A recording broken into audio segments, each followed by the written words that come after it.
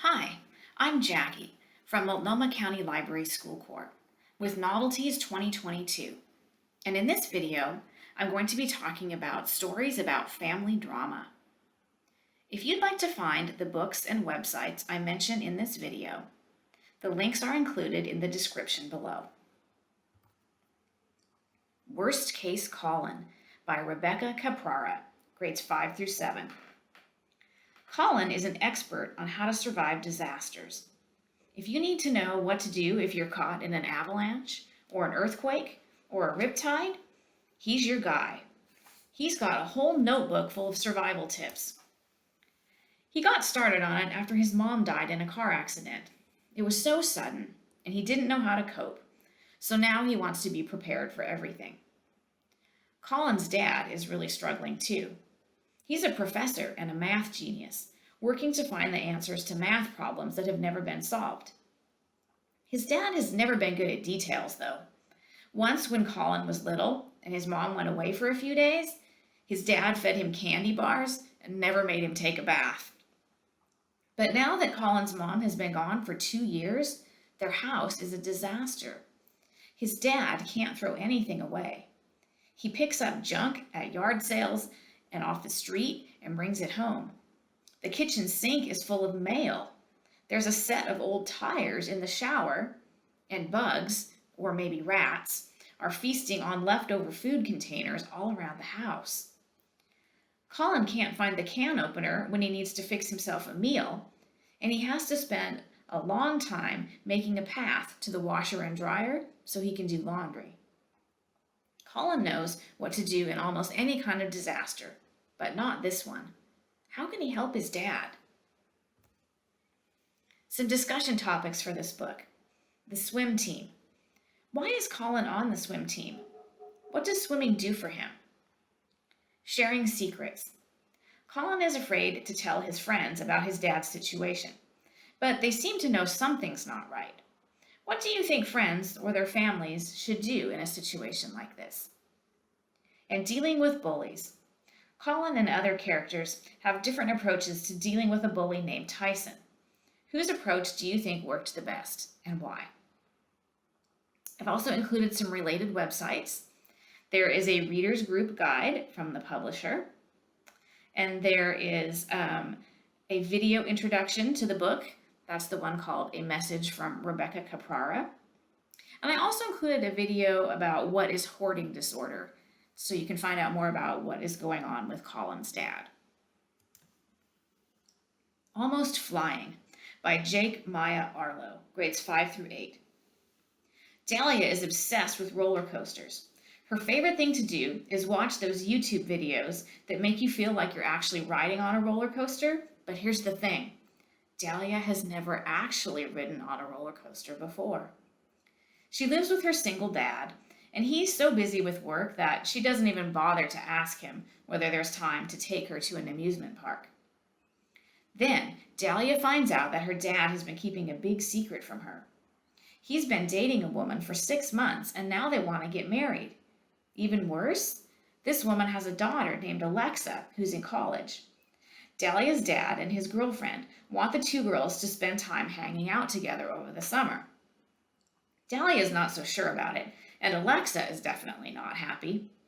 She had planned to go on a road trip to 6 different amusement parks over the summer with one of her good friends. And now her mom is saying that she can't go because she needs to spend time with Dahlia instead. Then Dahlia gets a great idea. What if she could go along with Alexa on the road trip? That way, the two of them would get to bond, and Dahlia would finally get to ride on a roller coaster. Their parents actually agree, and the trip starts off well. Dahlia even gets to invite her friend Ronnie to come along. And roller coasters are way more amazing in real life than on video. But then, Alexa's sort of secret girlfriend joins their trip. And the more time that Dahlia spends with the two of them, the more she begins to understand the feelings that she's having for her friend Ronnie. But does she dare tell Ronnie how she feels?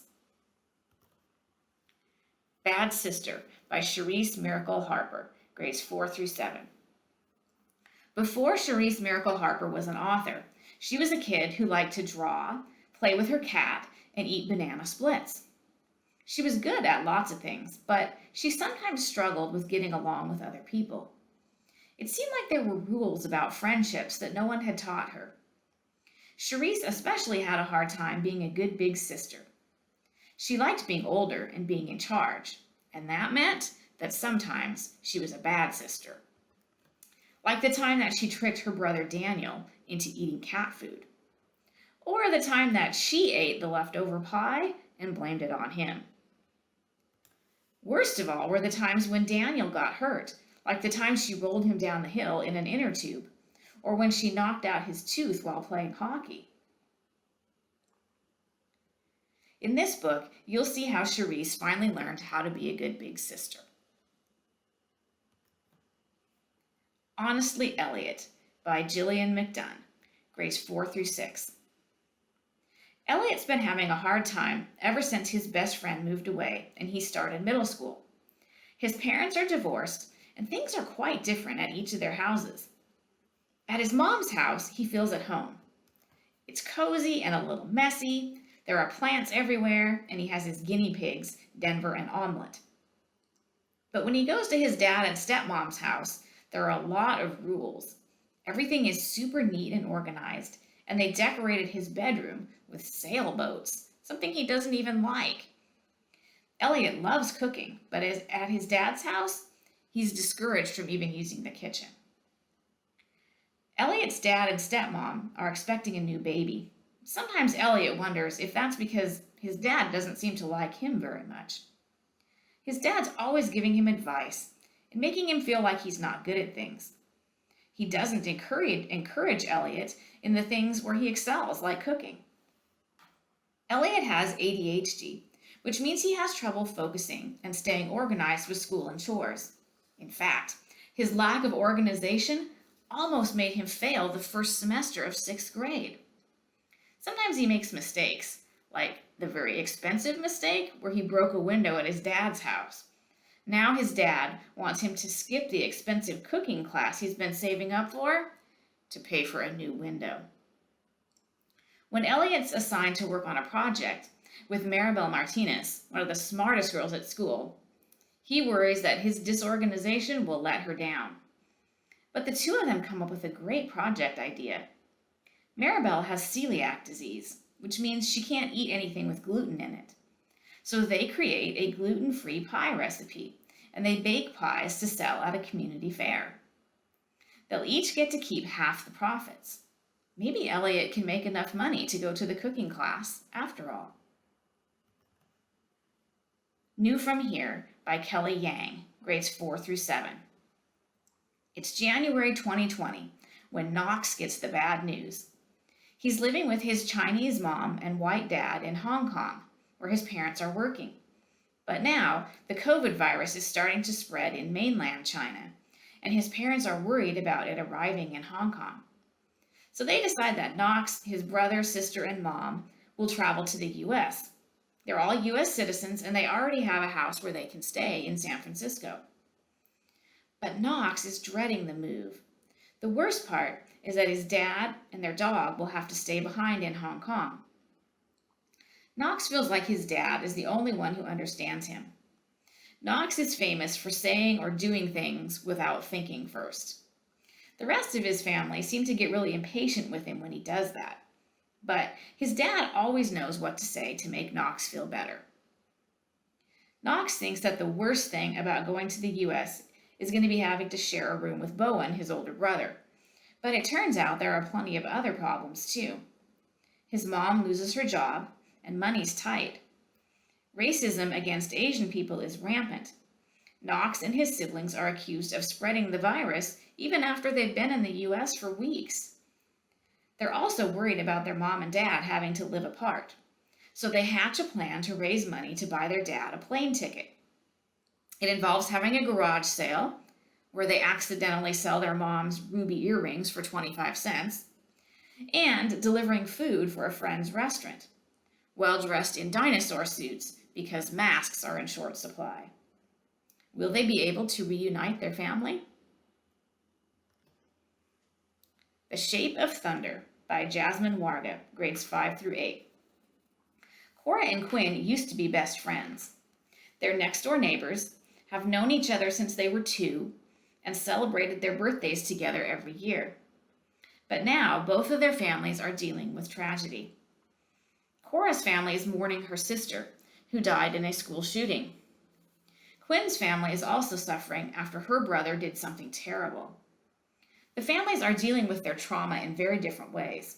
Cora is seeing a therapist, but Quinn's family doesn't even want her to talk about what happened. Cora and Quinn haven't spoken in a year, but on the morning of Cora's 12th birthday, she discovers that Quinn has left her a package. When she opens it, she finds an article about a man who says that he traveled back in time in order to save his son's life. The package is full of articles like this about people who say that they have found wormholes to let them travel through time, and scientists saying that time travel is plausible. Quinn thinks that it may be possible to go back in time and save the life of Cora's sister.